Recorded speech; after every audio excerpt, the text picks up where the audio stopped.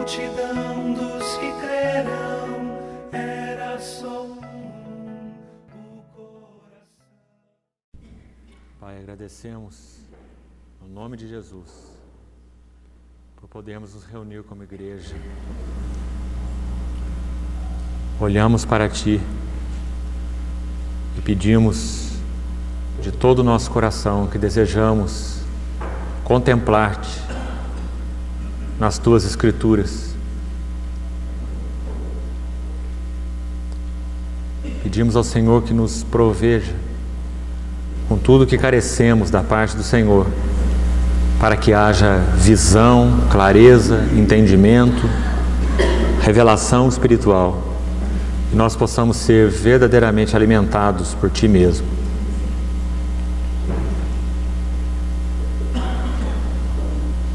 Por isso nós entregamos esse nosso tempo nas Tuas mãos. Pedimos que o Senhor nos cubra com o Teu precioso sangue. Pedimos ao Senhor que nos guarde espírito, alma e corpo, para podermos verdadeiramente nos focarmos na Tua palavra. Nós olhamos para Ti, nós esperamos em Ti, em nome de Jesus. Amém. Vamos abrir nossas Bíblias no capítulo 2 do livro de Atos e ler alguns versículos, a partir do verso 5.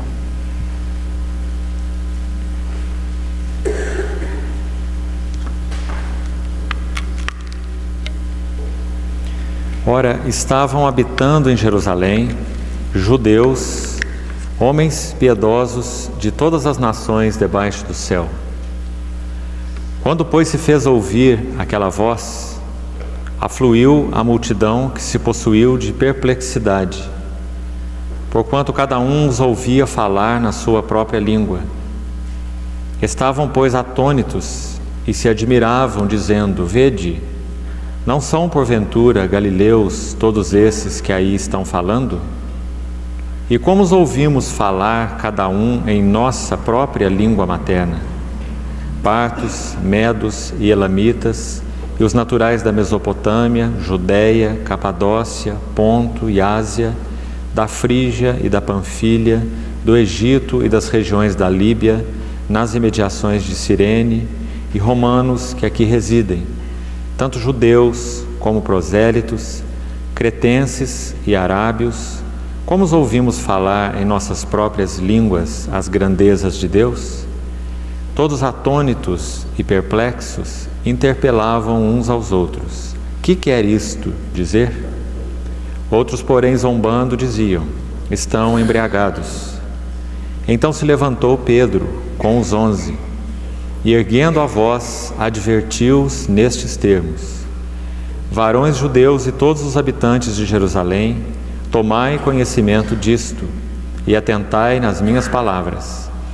Estes homens não estão embriagados, como vindes pensando, sendo esta a 3ª hora do dia. Mas o que ocorre é o que foi dito por intermédio do profeta Joel: E acontecerá nos últimos dias, diz o Senhor, que derramarei do meu espírito sobre toda a carne.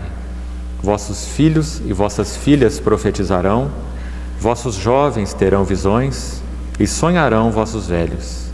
Até sobre os meus servos e sobre as minhas servas derramarei do meu espírito naqueles dias, diz o Senhor, e profetizarão. Mostrarei prodígios em cima no céu e sinais embaixo na terra: sangue, fogo e vapor de fumo. O sol se converterá em trevas e a lua em sangue, antes que venha o grande e glorioso dia do Senhor. E acontecerá que todo aquele que invocar o nome do Senhor será salvo. Varões israelitas, atendei a estas palavras: Jesus, o Nazareno, varão aprovado por Deus diante de vós, com milagres, prodígios e sinais, os quais o próprio Deus realizou por intermédio dele entre vós, como vós mesmos sabeis, sendo este entregue pelo determinado desígnio e presciência de Deus, vós o matastes, crucificando por mãos de iníquos, ao qual, porém, Deus ressuscitou, rompendo os grilhões da morte, porquanto não era possível fosse ele retido por ela. Irmãos, na reunião anterior nós tocamos especificamente nos primeiros 4 versículos desse capítulo 2, procurando então mostrar aos irmãos no estudo desses versos que a expressão chave central, não apenas desse capítulo, mas de todo o livro de Atos e o mover de Deus no livro de Atos, ele reside nessa expressão do versículo 4 do capítulo 2. Todos ficaram cheios do Espírito Santo. E procuramos mostrar de diversas maneiras qual o significado do Pentecostes. Por que Lucas inicia o capítulo 2, versículo 1, dizendo que estava se cumprindo o dia de Pentecostes? Já vimos então na reunião anterior. Qual o significado disso? O que o Espírito Santo quis, através de Lucas, mostrar para nós é que a festa de Pentecostes, aquela festa específica do calendário judeu, ela tinha uma contraparte celestial. E foi isso que nós vimos em muitos detalhes na reunião anterior. Essa contraparte celestial é exatamente esse derramar do Espírito Santo, essa maravilhosa contraparte. Naquela festa das colheitas, ou das semanas, ou do Pentecostes, como ela é chamada dessas 3 formas, todo aquele fruto da terra era levado diante do Senhor, uma parte dele, é claro. Depois de ser colhido todo o fruto, então aquela festa era celebrada como sendo a festa das colheitas, quando tudo era recolhido e quando aquele povo então reconhecia que aquele bem que eles obtiveram da terra era fruto da bondade e da provisão do Senhor. Espiritualmente falando, o significado vai muito além disso, muito além de uma bênção e uma situação natural. Espiritualmente falando, significa, o cumprimento espiritual dessa festa significa que o Senhor reuniu um povo, todos aqueles que Ele chamou e tem chamado, em torno da pessoa gloriosa do Seu Filho, tornando esse povo corpo espiritual ou corpo místico do Seu Filho, que é o cabeça deste corpo, unindo esse povo organicamente, vitalmente a Cristo, povo que é chamado então, aqui mesmo no livro de Atos, lá nós vamos ver mais à frente, foram chamados de cristãos, um nome usado possivelmente de forma pejorativa, se referindo a eles como seguidores de Cristo. Esse nome foi usado lá em Antioquia pela primeira vez. Então esses cristãos constituem o corpo de Cristo. Quem toca neles, toca em Cristo. Quem vê a eles, vê a Cristo. Quem tem contato com eles, tem contato com Cristo. Essa é a realidade tão simples, mas ao mesmo tempo tão profunda, que o livro de Atos vai nos ajudar a entender, através do mover do Espírito Santo na história. Por isso, todos ficaram cheios do Espírito Santo. Procuramos também mostrar para os irmãos qual a diferença entre batismo e plenitude do Espírito. O batismo do Espírito Santo aconteceu uma única vez no Pentecostes. O Espírito Santo desce para habitar nesse corpo espiritual que é a igreja, e não somente isso, mas na verdade para fazer a sua presença real na face da terra. Nós vamos estudar um pouquinho hoje mais sobre isso, sobre toda a carne, de tal forma que quando o Evangelho hoje é pregado, o Espírito Santo que está derramado sobre toda a carne, ele usa a palavra de Deus e pode então trabalhar vida ou juízo, segundo os seus propósitos eternos e segundo a resposta de cada um dos que ouvem a palavra ao Evangelho. O Espírito então age sobre a palavra, gerando vida de vida ou então morte de morte, através da mesma palavra. Aroma de vida para a vida, cheiro de morte para a morte. Esse é o mover do Espírito Santo sobre a terra, porque ele foi derramado sobre toda a carne, mas ele encheu a igreja, então ele está em a igreja e sobre toda a carne. Esse é o ministério do Espírito Santo nessa dispensação, chamada dispensação da graça ou dispensação da igreja, sobre toda a carne, mas apenas na igreja. dentro da igreja, enchendo apenas a igreja e não o mundo. Isso é muito importante nós vermos. Então o ministério do Espírito se estende para além da igreja. O ministério do Espírito se estende ao mundo. Nós vimos, acho que citei para os irmãos na reunião anterior, aquele verso de João capítulo 16, onde o Senhor Jesus, falando do Espírito Santo, disse que esse Consolador que Ele enviaria da parte do Pai, Ele convenceria o mundo do pecado, da justiça e do juízo. Então, esse é o ministério do Espírito Santo, que teve início quando? Aqui no Pentecostes. Antes o Espírito Santo não se movia? Sim, mas se movia sobre. Ele se apossava de algumas vidas, então ele profetizava através daquelas vidas, mas nesse significado da nova aliança, de habitação permanente do Espírito Santo, isso nunca foi desfrutado na velha aliança por indivíduo nenhum. A presença habitadora do Espírito Santo só se tornou realidade a partir do Pentecostes. E esse é o diferencial do Pentecostes. Então nós vimos isso com detalhes na reunião anterior. Hoje nós vemos esse texto até o versículo 24. Eu gostaria que os irmãos vissem algumas coisas importantes aqui.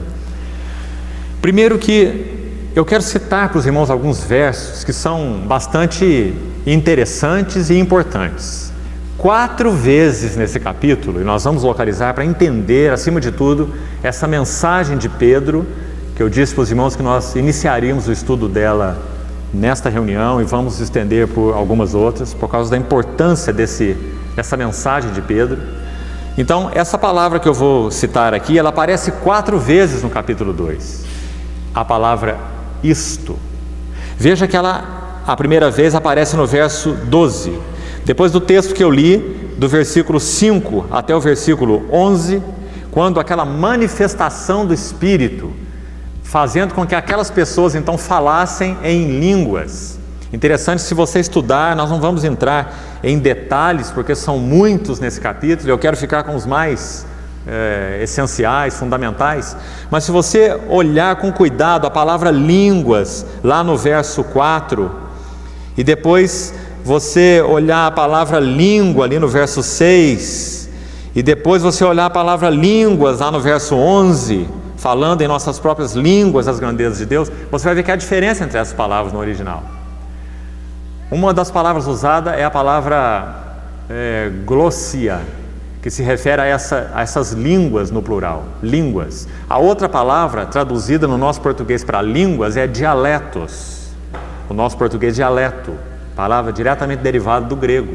Significa que aqueles irmãos que falaram em línguas, movidos pelo Espírito Santo, falaram de tal forma que essas línguas foram entendidas por aqueles que estavam ali, porque aquelas línguas eram os dialetos falados por 16 nações que são mencionadas nessa lista, do versículo 5 até o versículo 12, se você conferir. 16 nações, 16 povos são mencionados aí. E lá diz que eles ouviam, aqueles que falavam, e eles próprios que falavam não entendiam, porque não era a língua deles, eram entendidos por esses dialetos todos que estavam ali. Por isso a palavra dialeto é usada. Muito interessante esse detalhe, que eu estou mencionando só de passagem, para os irmãos verem qual o significado do falar público em línguas. Totalmente coerente com o que Paulo ensina em 1 Coríntios, capítulo 14. Ele diz que se alguém fala em língua, mas não há intérprete, então que ele não fale publicamente, a não ser que haja quem interprete. Do contrário, que ele fale consigo mesmo e com Deus, e então se utilize desse dom da graça, o chamado dom de línguas, para a sua própria edificação. É um ensino claro de 1 Coríntios 14. Por que esses irmãos falaram em línguas publicamente, audivelmente? Porque elas estavam sendo entendidas por aquelas 16 nações que estavam ali, então, ouvindo aqueles irmãos. Muito interessante. Falando em línguas, um dom de Deus, e aqueles irmãos ouvindo nos seus dialetos, como diz a palavra. Então, exatamente por isso eles ficaram perplexos. Você lembra que Paulo, quando vai ensinar sobre línguas, ele diz assim, as línguas, o falar em línguas, não é um sinal para crentes. Irmão, se lembra? 1 Coríntios 14. Mas o falar em línguas é um sinal para incrédulos. Foi exatamente o que aconteceu aqui em Atos capítulo 2. Sinal para os incrédulos. Eles ficaram perplexos e fizeram a pergunta, colocando então o primeiro isto que nós vamos destacar aqui, versículo 12. Que quer isto dizer?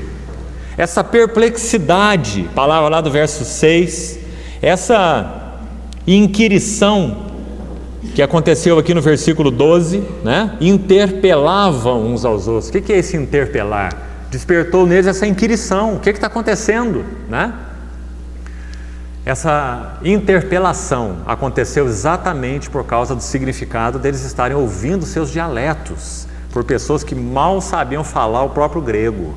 Eram pessoas iletradas e incultas, que estavam sendo entendidas em diversas línguas por essas nações. Impressionante o que aconteceu ali no dia de Pentecostes, não é? Então eles perguntavam uns aos outros: o que isto quer dizer? Como que nós podemos ouvir cada um na sua língua, 16 nações, essas pessoas que mal sabem sua própria língua, falarem as grandezas de Deus? Muito interessante.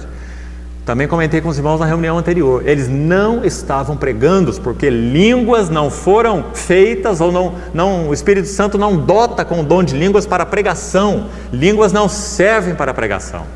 Línguas são um sinal para incrédulos. Então o que eles estavam ouvindo daqueles irmãos? Pregações? Não.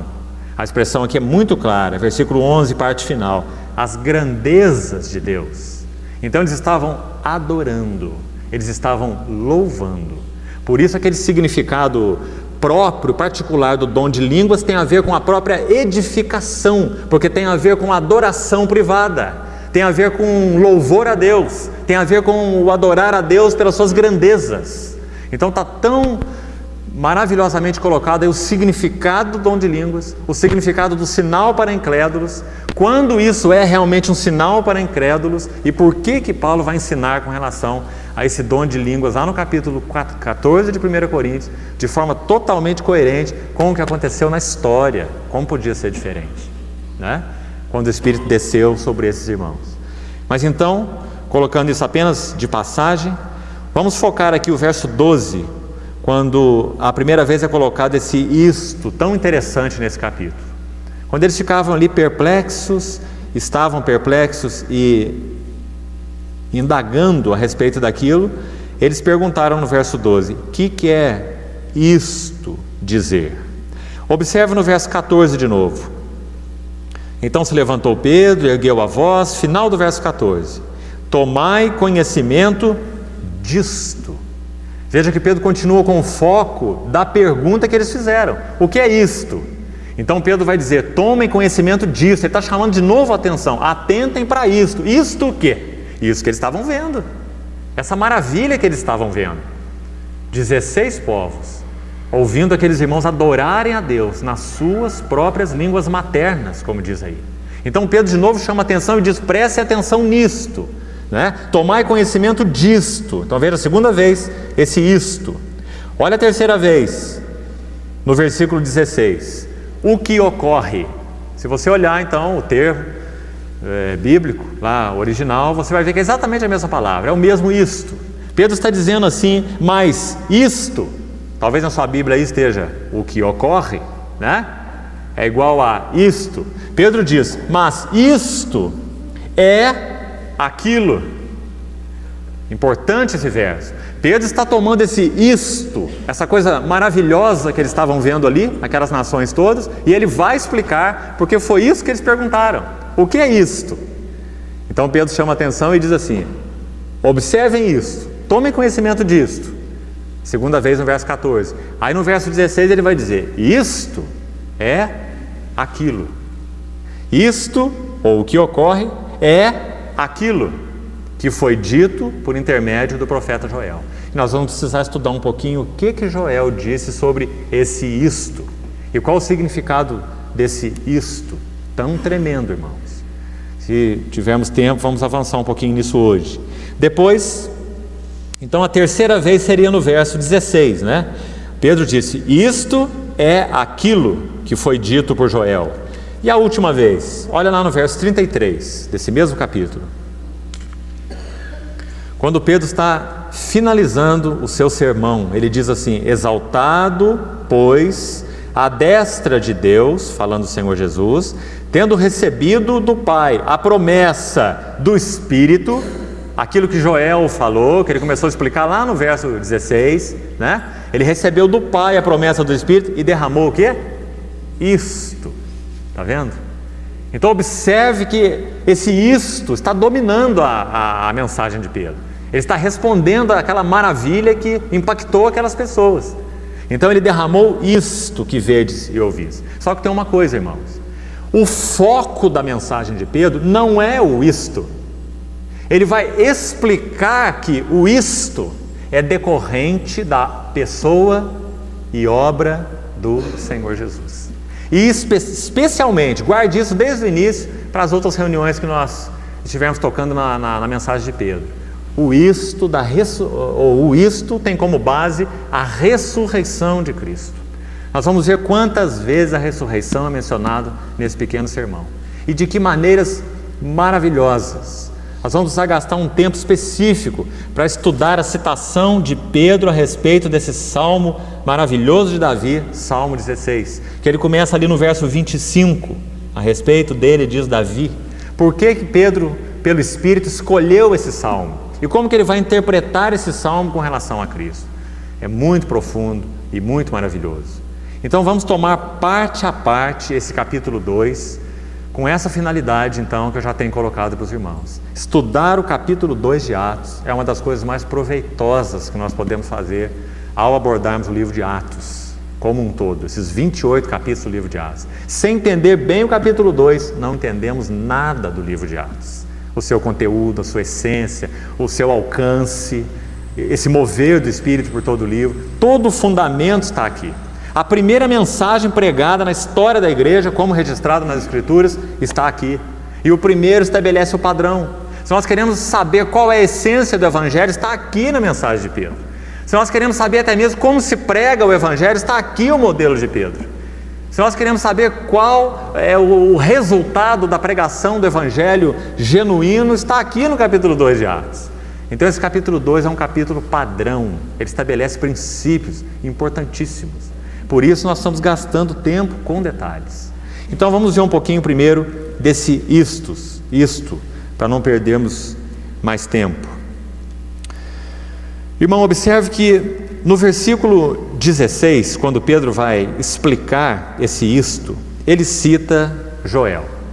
Agora um detalhe que acho que vale a pena nós observarmos. Se você abrir a profecia de Joel, você vai ver que o livro de Joel tem 3 capítulos. Mas a Bíblia hebraica divide diferente o livro de Joel. Na Bíblia hebraica, o livro de Joel tem 4 capítulos. Sabe por quê? Porque o texto citado por Pedro aqui, Joel 2, de 28 a 32, é um capítulo todo na Bíblia hebraica. Agora, por que isso é importante? Porque Pedro vai tomar um texto, ele podia escolher de tantos profetas, mas nenhum outro texto iria interpretar esse isto como o texto de Joel. Agora, irmão, é interessante, a profecia de Joel é uma profecia bastante complicada de se conhecer detalhes a respeito dela. Joel não é citado por nenhum outro profeta. Se você estudar todos os profetas, nenhum deles cita Joel. Joel não cita nenhum rei. Qual rei é citado em Joel? Nenhum. Então você não sabe em que época Joel profetizou. O pai de Joel, chamado Petuel, não é citado em nenhum outro lugar das Escrituras, só no livro de Joel. Então Joel é um livro muito misterioso. Você não sabe quando Joel profetizou, você não tem citação de nenhum rei, você tem poucos fatos, inclusive, que são citados por outros profetas, mas você não sabe se foi Joel que citou dos outros profetas ou se foram os outros profetas que citaram de Joel. Então você não vai ter nenhuma base sólida para estabelecer quando Joel profetizou. Se Joel é entre os primeiros dos profetas ou se Joel está entre os últimos dos profetas. Mas por que Pedro então retira pelo Espírito essa passagem, digamos, de um profeta tão misterioso? Não se sabe se Joel está ligado ao cativeiro da Assíria, da Babilônia, antes do cativeiro, se Joel falou para os que estavam voltando ou para os que não foram, você não vai saber.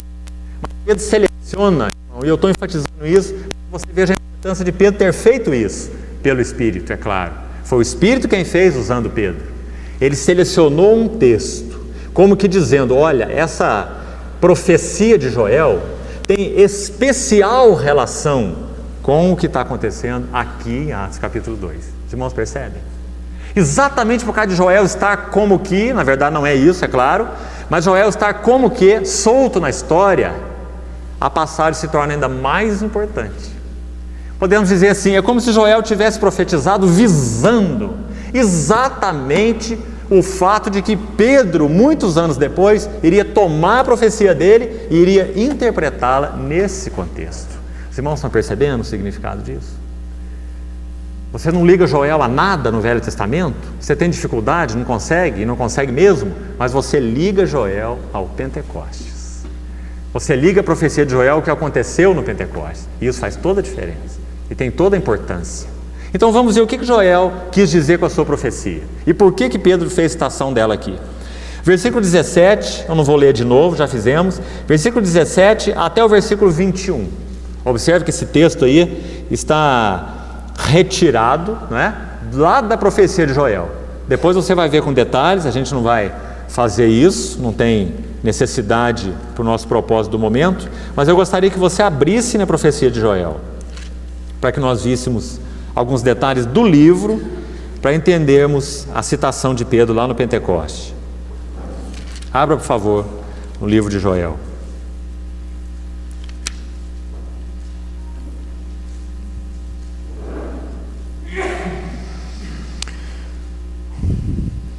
Capítulo 2, eu queria mostrar para os irmãos alguns versículos aqui, muito interessantes.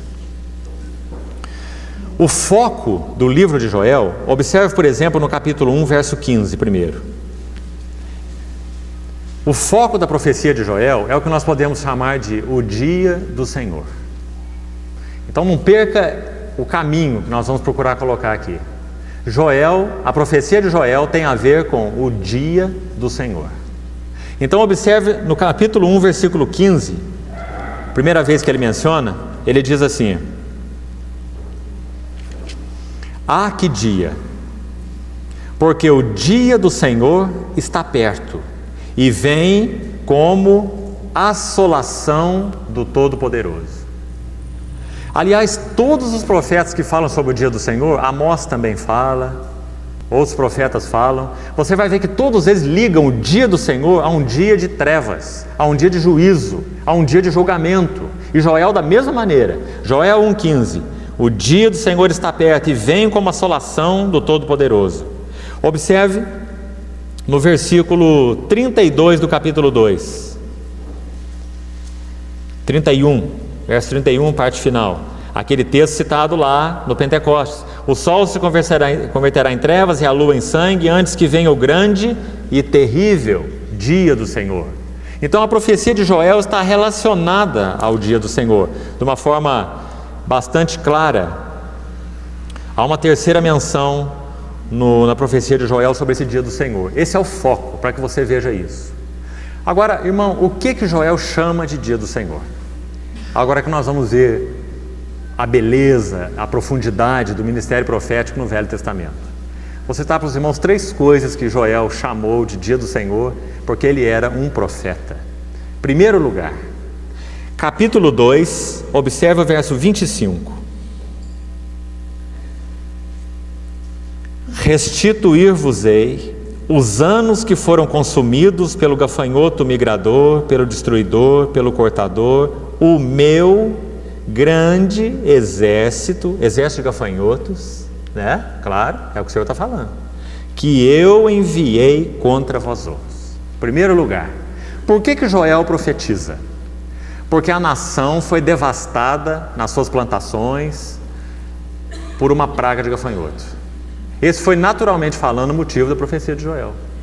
Joel vai interpretar a praga de gafanhotos espiritualmente. Muito interessante. Ele vai dizer que aquela nuvem de gafanhotos que devastou a terra, nem o animal tinha o que comer. Se você ler Joel, você pode fazer isso aí rapidamente, uma profecia de 3 capítulos, mas um livro muito intenso.